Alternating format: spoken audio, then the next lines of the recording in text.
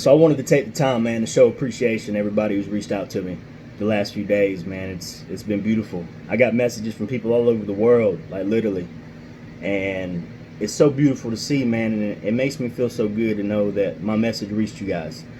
And I want to show you appreciation by letting you know that it means so much to me that you took the time to hear me. You took the time to listen.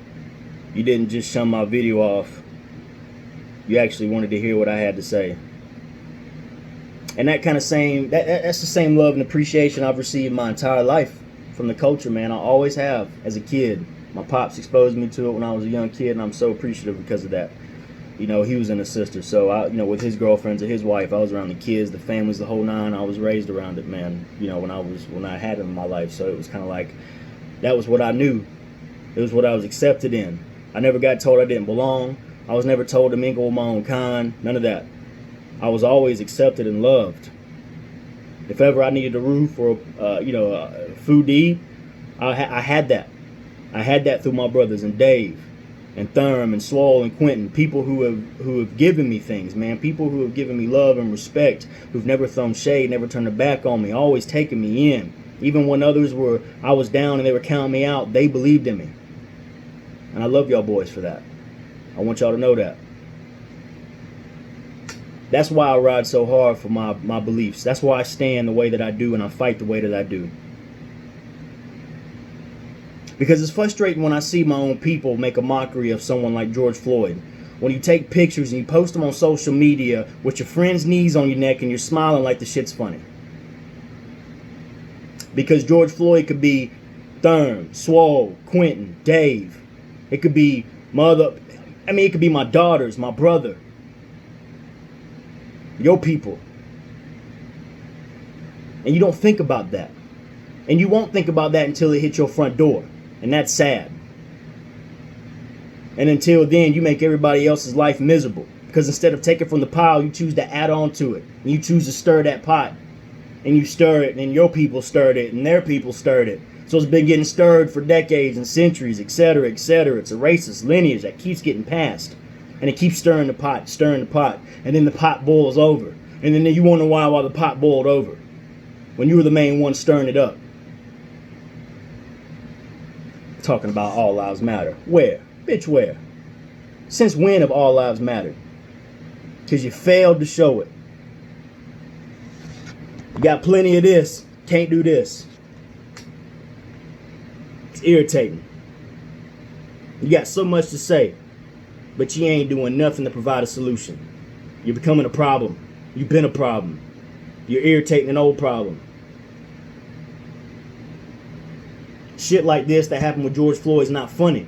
It's nothing to be made fun of. It's sick. It's not a reality for us. So you don't understand. And you can at least try. You can at least give some compassion, some understanding, something. Offer a solution, but you don't. You choose to use your voice negatively, just like your people did. And then before them, and so on and so forth.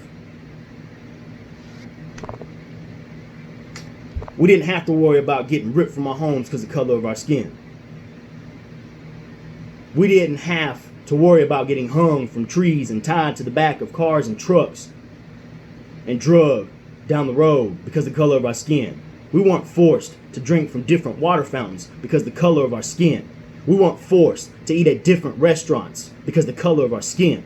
We weren't forced to sit on the back of buses because of the color of our skin. We haven't been denied loans for housing, starting our own businesses because of the color of our skin. We haven't been discriminated against in the justice system because of the color of our skin. That's not our reality. And you make fun of it when you see it. Because you see it. You're very much aware.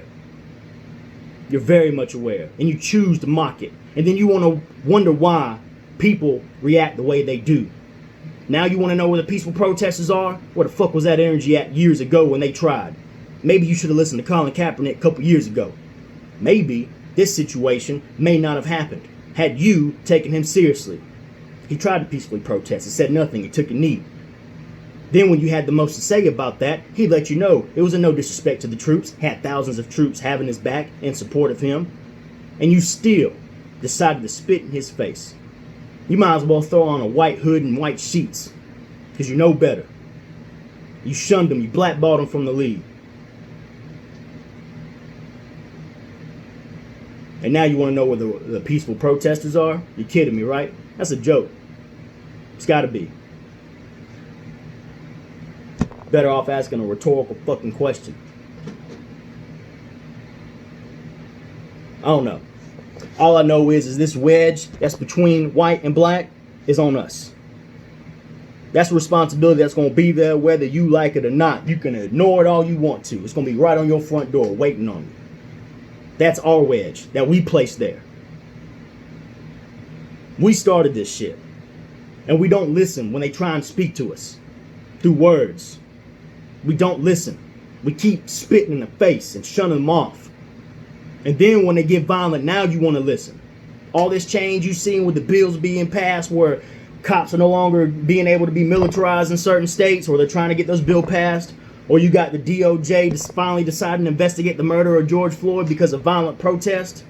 They came out and admitted that shit. If it wasn't for violent protest, we wouldn't investigate it like we are. You can put insurance on a privately owned or whatever kind of owned business, but you can't put that kind of insurance on a black man or a black woman's life because they can't come back. That could be my daughter, her brothers, my brothers. That could be your people. And you don't think about that, and you should.